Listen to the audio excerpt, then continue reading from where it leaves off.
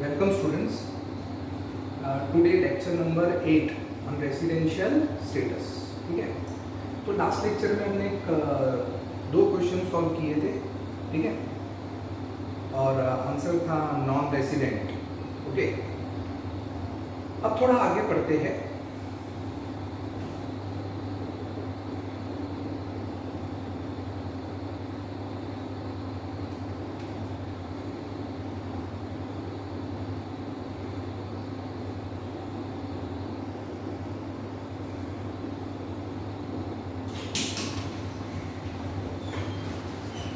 Individual person का residential status कितने type का होता है मैंने बताया था आपको. दो. इंडिविजुअल पर्सन का रेसिडेंशियल स्टेटस कितने टाइप का होता है? दो मैंने बताया था आपको पहले, रेसिडेंट, नॉन रेसिडेंट. बराबर. अब थोड़ा आगे बढ़ते हैं. हमने अभी तक 4 सम सॉल्व किए, 3 सॉरी, ठीक है. अब थोड़ा आगे कुछ थ्योरी पार्ट पढ़ाना है, उसके बाद फिर हम लोग वापस सम्स कंटिन्यू करेंगे, ठीक है.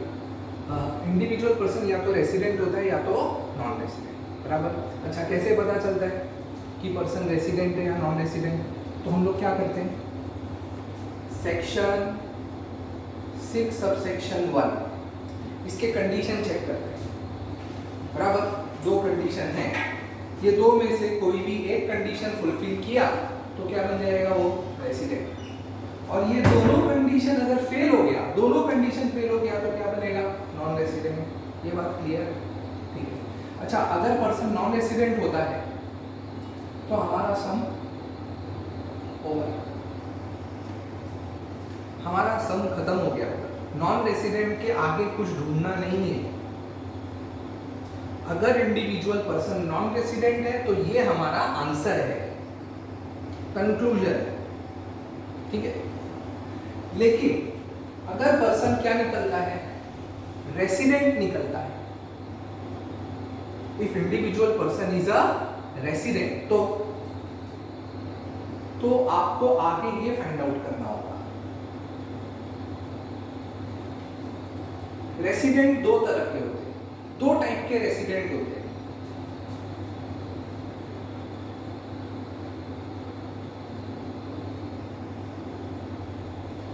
ऑर्डिनरी रेसिडेंट,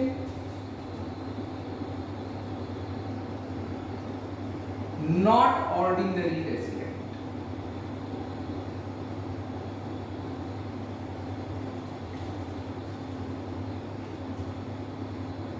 आपको ये पता है, रेसिडेंट में दो टाइप्स है. रेसिडेंट में दो टाइप है, मतलब अगर इंडिविजुअल रेसिडेंट निकला, हम लोग सेक्शन 6 सबसेक्शन 1 चेक करेंगे. अगर ये दो में से कोई भी एक कंडीशन फुलफिल हो गया तो क्या बन जाएगा? रेसिडेंट. रेसिडेंट बन गया तो आगे क्या ढूंढना पड़ेगा? कौन से टाइप का रेसिडेंट है? ऑर्डिनरी रेसिडेंट है या नॉट ऑर्डिनरी रेसिडेंट है? ठीक है. अब ये कैसे पता करना है कि इंडिविजुअल ऑर्डिनरी रेसिडेंट है या नॉट ऑर्डिनरी रेसिडेंट है? तो इनकम टैक्स एक्ट में इसके ऊपर अलग से रूल्स एंड रेगुलेशंस बनाए हैं, और वो रूल्स एंड रेगुलेशंस दिए गए हैं सेक्शन 6 सबसेक्शन 6 में. ये सेक्शन 6 सबसेक्शन 6 में इसके रूल्स एंड रेगुलेशंस है. किसके? Ordinary resident.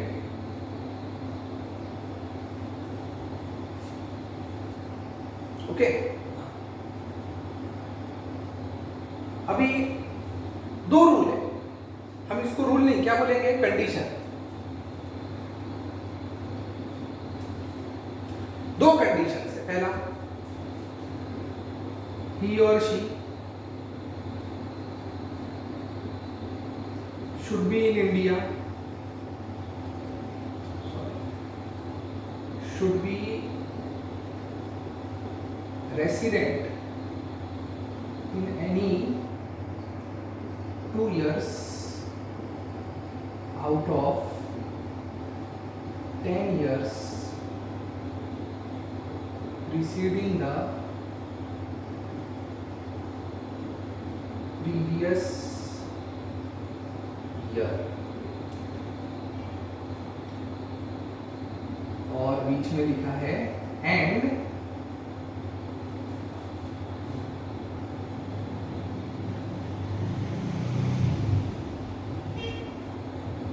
he or she should be in India in 7 years preceding the previous year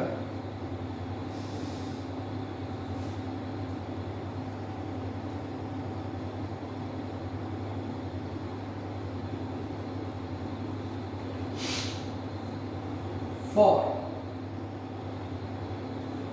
730 days or more.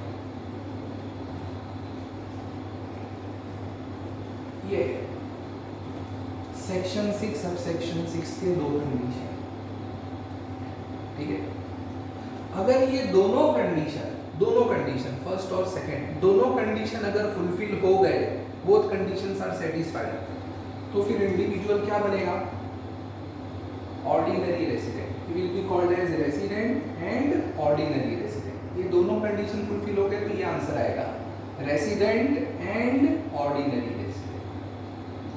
लेकिन ये दो में से अगर कोई एक कंडीशन भी फेल हो गया, कोई भी एक कंडीशन, चाहे फर्स्ट कंडीशन फेल हो गया या सेकंड कंडीशन फेल हो गया या दोनों कंडीशन फेल हो गए, अगर मिनिमम याद रखना कोई एक कंडीशन भी अगर फेल हो जाए तो फिर वो क्या बनेगा? उसका आंसर क्या होगा?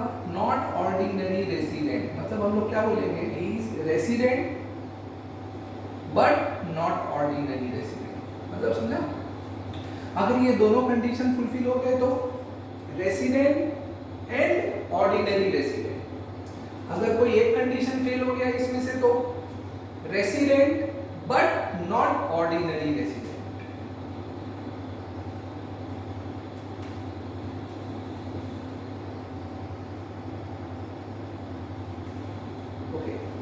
तो ऑर्डिनरी रेसिडेंट बनने के लिए ये दोनों कंडीशन फुलफिल करना जरूरी है, ठीक है।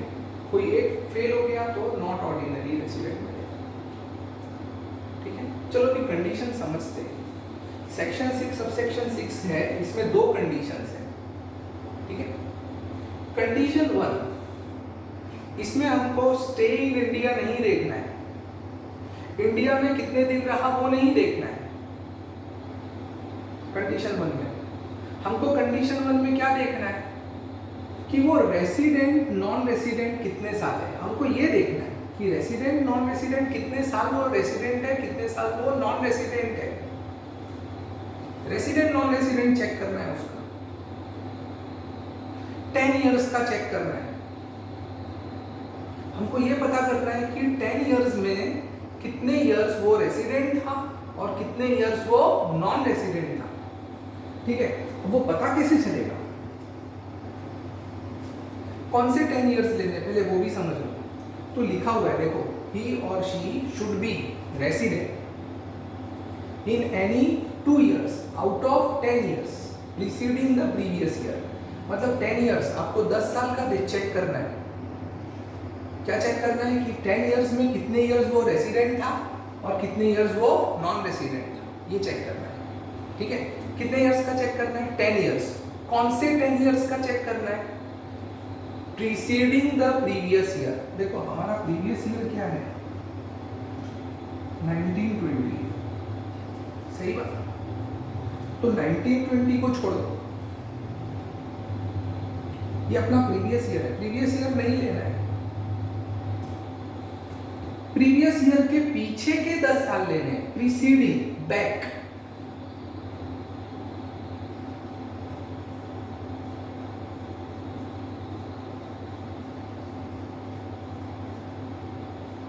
एक साल पीछे जाओ, पीछे बैक जाना है, बैक। इधर भी 1 साल कम करना है, इधर भी 1 साल कम करना है।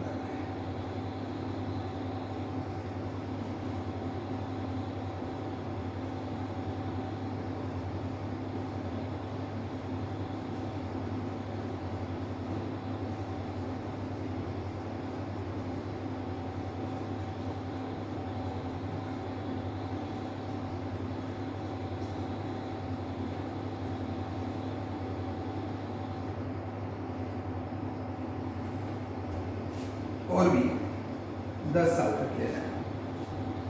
तो ये 10 साल का आपको क्या चेक करना है, आपको ये देखना है कि 18-19 में वो रेसिडेंट था या नॉन रेसिडेंट, 17-18 में वो रेसिडेंट था या नॉन रेसिडेंट। ये 10 इयर्स का आपको रेसिडेंट नॉन रेसिडेंट चेक करना है। और ये लोग ने क्या कहा है कि 2 years resident in any 2 years. अगर ये 10 में से कोई भी 2 साल में, कोई भी 2 साल में वो क्या रहता है, रेसिडेंट, उसका स्टेटस रेसिडेंट होता है। समझ लो आप, 2 साल, ये 10 में से कोई भी 2 साल रेसिडेंट होना चाहिए, बाकी के 8 साल वो नॉन रेसिडेंट रहा चलेगा, कंडीशन 1 सेटिस्फाइड माना जाएगा। 10 में से 2 साल रेसिडेंट होना चाहिए, या 10 में से 3 साल, 4 साल, 5 साल, 2 इयर्स एंड मोर। हाँ, लेकिन अगर ये 10 में से सिर्फ 1 ही साल रेसिडेंट है, बाकी के 9 इयर्स नॉन रेसिडेंट है, तो कंडीशन नंबर 1 फेल। समझा? तो कंडीशन नंबर 1 फेल कब होगा? 10 में से 1 साल रेसिडेंट है, कंडीशन फेल। बाकी 9 इयर्स नॉन रेसिडेंट है, या पूरे के पूरे 10 साल नॉन रेसिडेंट है, तो भी फेल। हाँ, लेकिन अगर ये 10 में से 2 साल रेसिडेंट है, एनी 2 इयर्स, तो कंडीशन 1 पास हो जाएगा। इसमें से कोई भी 2 साल रेसिडेंट निकला, मिनिमम 2 साल है, 2 साल से ज्यादा हुआ रेसिडेंट तो भी सेटिस्फाइड माना जाएगा। मतलब 3 साल, 10 में से 3 साल रेसिडेंट है, कंडीशन 1 सेटिस्फाइड। 4 साल रेसिडेंट है तो भी सेटिस्फाइड। फेल कब होगा कंडीशन 1?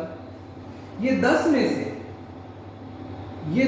यहां से 10 साल में से एनी 2 ईयर, एनी 1 ही साल रेसिडेंट है, बाकी 9 साल नॉन रेसिडेंट है, या पूरे के पूरे 10 साल नॉन रेसिडेंट है, तो कंडीशन नंबर 1 फेल। मतलब समझा? आपको यहाँ ऑर्डिनरी रेसिडेंट में सेक्शन 6 सबसेक्शन 6 में कंडीशन नंबर 1 में आपको डेज नहीं चेक करने, इंडिया में कितने दिन स्टे किया वो नहीं चेक करना है।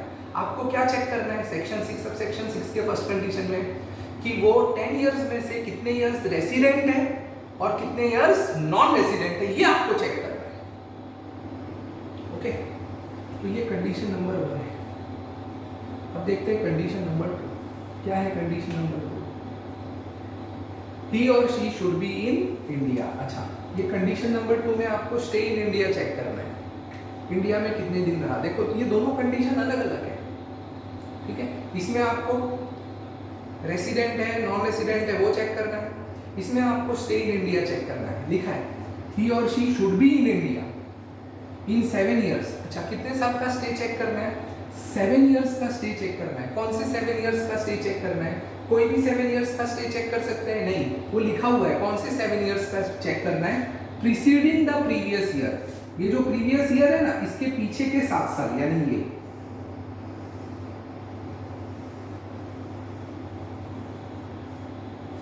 ये 7 इयर्स, ये 7 साल का स्टे देखना है। स्टे, ये 7 साल में, ये 7 इयर्स में इंडिविजुअल इंडिया के अंदर कितने दिन स्टे किया।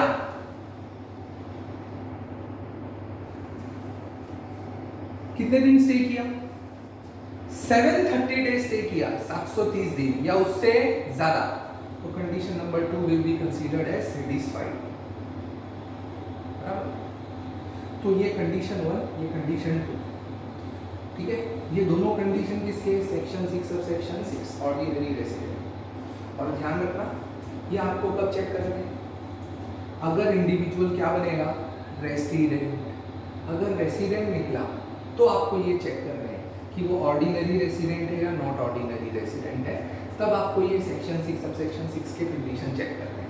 अगर वो नॉन रेसिडेंट है तो हमारा क्वेश्चन खत्म, फिर आपको ये चेक करने की जरूरत नहीं है। ये नहीं चेक करना है, अगर आंसर क्या है नॉन रेसिडेंट है तो आपको ये चेक नहीं करना है। अगर रेसिडेंट है तो आगे आपको देखना है कि कौन से टाइप का रेसिडेंट है, ऑर्डिनरी रेसिडेंट या नॉन ऑर्डिनरी रेसिडेंट, ठीक है। तो आप फटाफट एक बार ये क्वेश्चन जरा देख लो, ये थियरी कॉपी कर लो आप। ठीक है, सिर्फ थियरी कॉपी करो, फिर हम लोग एक क्वेश्चन सॉल्व करेंगे इसके ऊपर।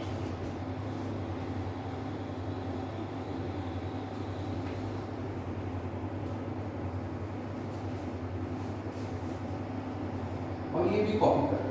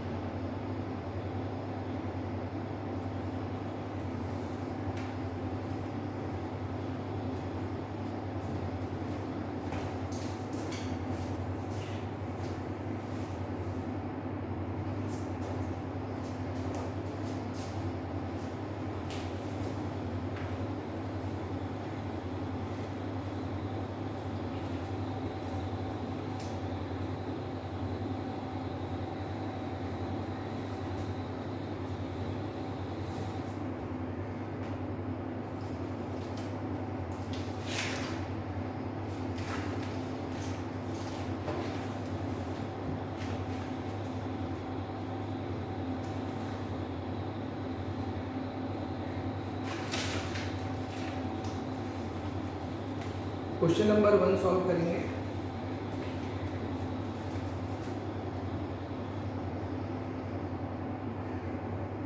Mister Nagesh,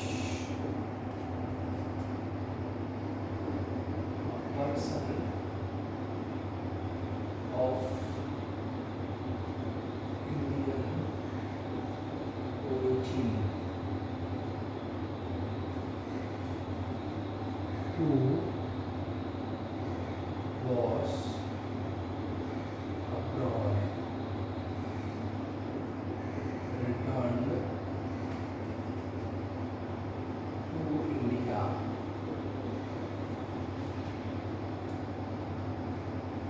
for the first time on 1st August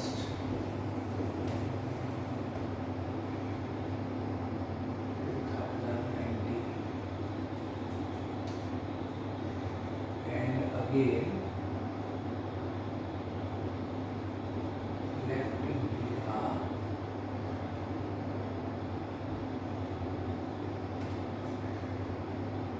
on 15th February 2020. What is his residential status? Okay, चलो ये क्वेश्चन नंबर 1 सॉल्व करेंगे। मैंने बोर्ड पे लिख दिया है, ठीक है। एग्जाम में ऐसा ही क्वेश्चन आ सकता है फॉर 7 मार्क्स और 8 मार्क्स, ठीक है। क्वेश्चन नंबर 1, ठीक है। मिस्टर नागेश, तो इंडिविजुअल पर्सन का नाम क्या है? मिस्टर नागेश, ठीक है। अ पर्सन ऑफ इंडियन ओरिजिन, मतलब समझा वो क्या है? इंडियन ओरिजिन है, मतलब वो इंडियन सिटीजन नहीं है और वो इंडिया में नहीं रहता। इंडियन ओरिजिन बोला मतलब समझ जाने का कि वो कहाँ रहता है? इंडिया के बाहर रहता है, दूसरी कंट्री में रहता है, अमेरिका में, इंग्लैंड में, वहां पर वो बसा हुआ है, वहां पर रहता है, स्टे उधर है, घर उसका उधर है, सब कुछ उधर है, उसका फैमिली उसकी उधर है, और वो फॉरेन सिटीजन है, अमेरिकन सिटीजन है या फॉरेन सिटीजन है, जिस देश में रहता है उस देश का सिटीजन है, इंडियन सिटीजन नहीं है। लेकिन हाँ, वो इंडियन ओरिजिन है। इंडियन ओरिजिन मतलब उसके बाप दादा वो लोग कभी इंडियन सिटीजन थे, बराबर। तो एक बात समझ में आ जानी चाहिए, कभी भी इंडियन ओरिजिन आए तो समझ जाने का कि ये इंडिया में नहीं स्टे करता है, ये कहाँ स्टे करता है? इंडिया के बाहर, ठीक है। और ये इंडियन सिटीजन भी नहीं है, फॉरेन सिटीजन है, बट इसके बाप दादा, इसके खानदान में से कभी कोई इंडियन सिटीजन रहा होगा,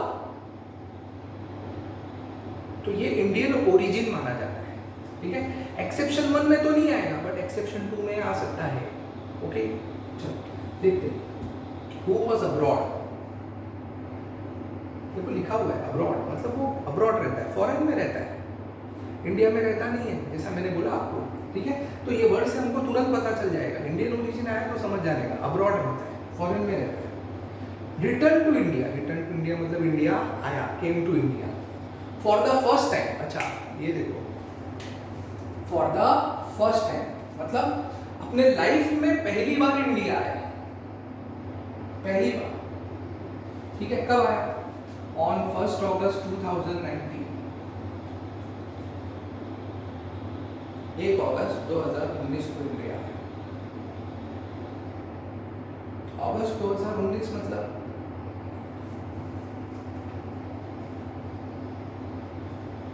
अपना प्रीवियस ईयर, ये सॉल्व ना। तो ये प्रीवियस ईयर में इंडिया आया, ठीक है।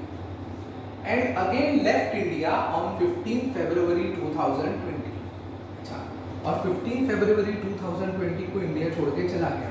देखो हमारा प्रीवियस ईयर 1920 है, बराबर है ना। यानी कभी स्टार्ट होता है? अप्रैल,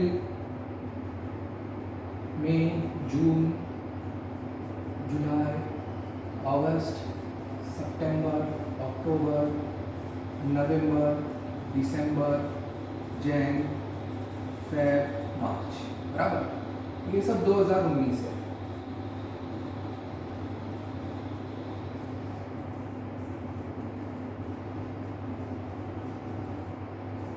ओके, ये 2020 यहाँ से पूरा कैलेंडर बनाया। तो इंडिया कब आया? ये 1 अगस्त 2019 मतलब अपने प्रीवियस ईयर में आया। एंड क्या लिखा है? लेफ्ट इंडिया, लेफ्ट इंडिया मतलब इंडिया छोड़ के चला गया। कब गया? 15 फरवरी 2020, फरवरी 2020 में इंडिया छोड़ के चला गया। मतलब प्रीवियस ईयर में वो इंडिया आया, कुछ दिन रहा, और प्रीवियस ईयर खत्म होने से पहले, हमारा प्रीवियस ईयर मार्च में खत्म होता है ना, तो प्रीवियस ईयर खत्म होने से पहले वो वापस चला गया जहां से आया था, अपने घर, बराबर। तो वो इंडिया में अगस्त से फेब तक रहा। इसको विजिट मानेंगे। क्या मानेंगे? विजिट।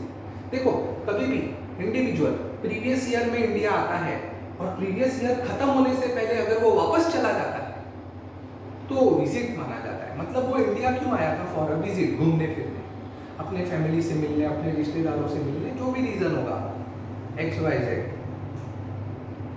वो स्टे के लिए नहीं आया था। हाँ, साल खत्म हो गया, 31 मार्च खत्म हो गया और वो इधर ही है, तो हम स्टे मानेंगे। क्या मानेंगे? स्टे, कि वो इंडिया स्टे करने को आया है। लेकिन यहाँ मार्च में खत्म होता है ना साल, वो तो फरवरी में छोड़ के चला गया इंडिया। तो मतलब वो इंडिया क्यों आया था? For a visit. Exception number 2 में आ गया कि नहीं? यस, आ गया, आराम से आ गया। कैसे? वो इंडियन ओरिजिन का पर्सन है, is a person of Indian origin, came to India in the previous year. वो प्रीवियस ईयर में इंडिया आया, क्यों आया? फॉर अ विजिट, ठीक है। यहाँ लिखा नहीं है कहीं विजिट, बट वो अंडरस्टूड है कि साल खत्म होने से पहले अगर वो इंडिया छोड़ के चला जाता है तो विजिट माना जाएगा। तो he came to India for a visit. तो एक्सेप्शन नंबर 2 में आ गया, तो उसको खाली कंडीशन 1 एप्लीकेबल है। कंडीशन 1 चेक करेंगे, ठीक है। अगर कंडीशन 1 फुलफिल हो गया तो रेसिडेंट, अगर कंडीशन 1 फेल हो गया तो नॉन रेसिडेंट, ठीक है। तो अभी कंडीशन 1 चेक कैसे करेंगे? चलो चेक करते हैं।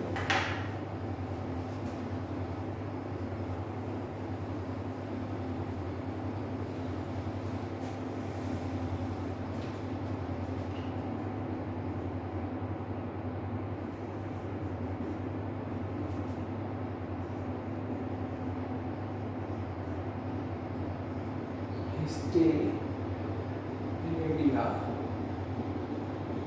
in the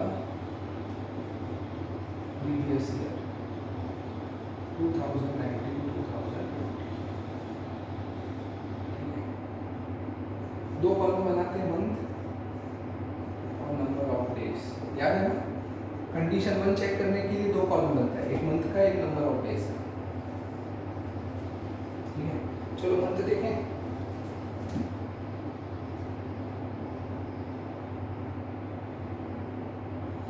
ठीक है, प्रीवियस ईयर 2019-20 कौन से मंथ से स्टार्ट होता है?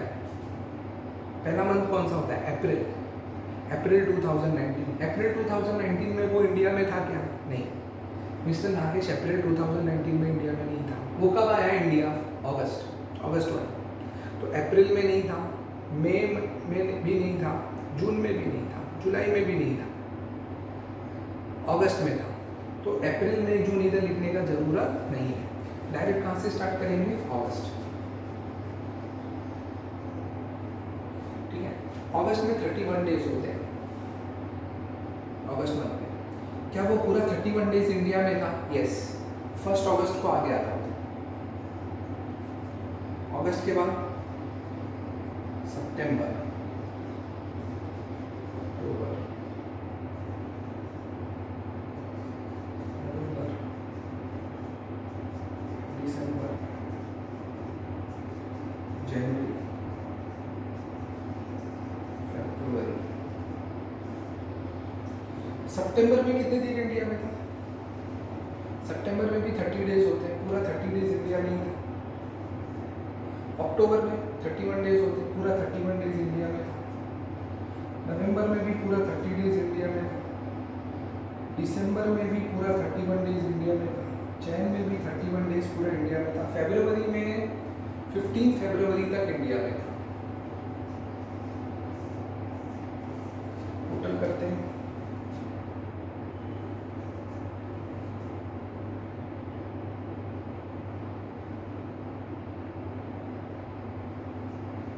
वो तो ये टोटल कितने दिन इंडिया में स्टे किया? 199 डेज। तो मिस्टर नागेश प्रीवियस ईयर 2019-2020 में इंडिया में टोटल कितने दिन था? 199 डेज। अच्छा, कंडीशन 1 क्या बोलता है? कंडीशन 1 कहता है, सेक्शन 6 सबसेक्शन 1 का कंडीशन 1 क्या कहता है कि अगर कोई भी इंडिविजुअल प्रीवियस ईयर में इंडिया में 182 डेज या उससे ज़्यादा रहता है तो वो क्या बन जाएगा? रेसिडेंट। Condition 1 fulfil. बराबर। तो बताओ प्रीवियस ईयर में कितने दिन इंडिया में था वो? 199 डेज। तो कंडीशन 1 फुलफिल हो गया, क्या बन गया वो? Resident. He is resident. Okay, ठीक है। तो पहले यहाँ तक का आंसर लिख लेते हैं, फिर आगे देखते हैं।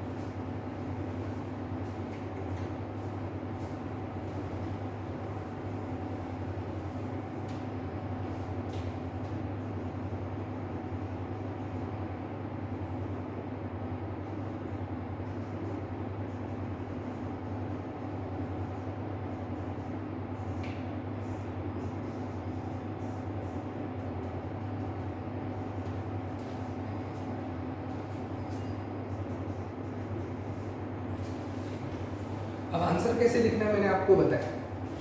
सबसे पहले आपको लिखना है कि ये जो इंडिविजुअल है मिस्टर नागेश कौन सा पर्सन है।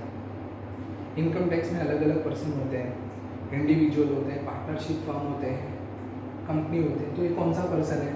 इंडिविजुअल। तो यहाँ लिखने का मिस्टर नागेश इज इंडिविजुअल।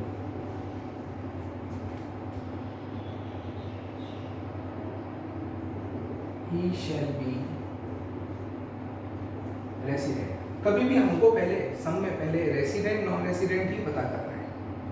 पहले ये पता करना है कि वो रेसिडेंट है या वो नॉन रेसिडेंट। पहले हमको सेक्शन 6 सबसेक्शन 1 उसके कंडीशंस पहले चेक करने हैं। तो he shall be resident if he satisfies any of the following conditions।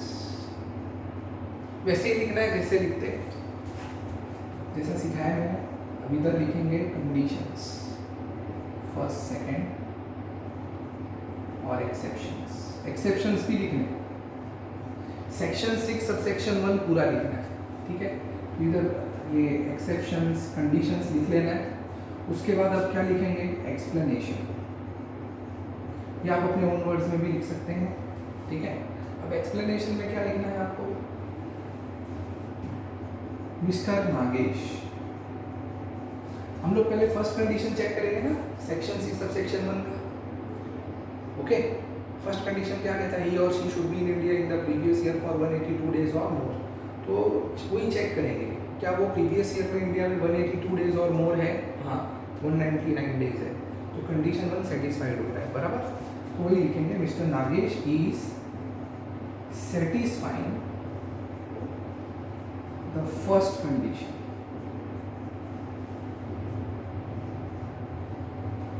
Mr. Nagesh is satisfying the first condition as he was in India in the previous year 2019-2020 for 199 days.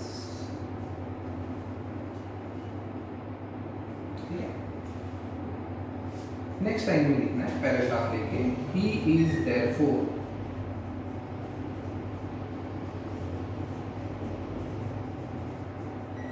Resident. और आप चाहे उसको underline कर सकते हैं, ठीक है।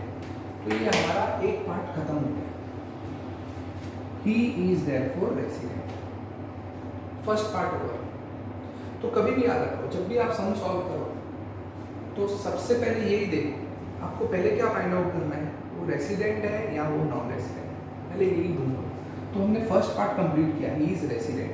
अच्छा, रेसिडेंट आया ना आंसर, हाँ। अगर आंसर रेसिडेंट आएगा तो सेकेंड स्टेप, फिर सेकेंड पार्ट स्टार्ट होगा, वो ऑर्डिनरी रेसिडेंट है या वो नॉट ऑर्डिनरी। तो कभी भी याद रखना, ordinary resident not ordinary resident कब फाइंड आउट करना है, अगर वो रेसिडेंट होता है तो। अच्छा, रेसिडेंट की जगह अगर नॉन रेसिडेंट निकला होता तो इधर आंसर खत्म, फिर आगे ऑर्डिनरी नॉट ऑर्डिनरी ढूंढना नहीं है, नॉन रेसिडेंट के लिए नहीं ढूंढने का ऑर्डिनरी नॉट ऑर्डिनरी। रेसिडेंट है तो आगे सेकेंड पार्ट, अब आगे क्या ढूंढेंगे कि नागेश इज ऑर्डिनरी रेसिडेंट और नॉट ऑर्डिनरी रेसिडेंट, ठीक है। तो उसके लिए आगे आंसर लिखेंगे, पहले आप लोग ये कॉपी करो, ठीक है। लेकिन एक चीज याद रखना, अभी मैंने इधर खाली छोड़ा है, आप लोग को खाली नहीं रखना है, आप इधर प्लीज कंडीशंस लिखो, एक्सेप्शंस लिखो, जरूरी है, ठीक है।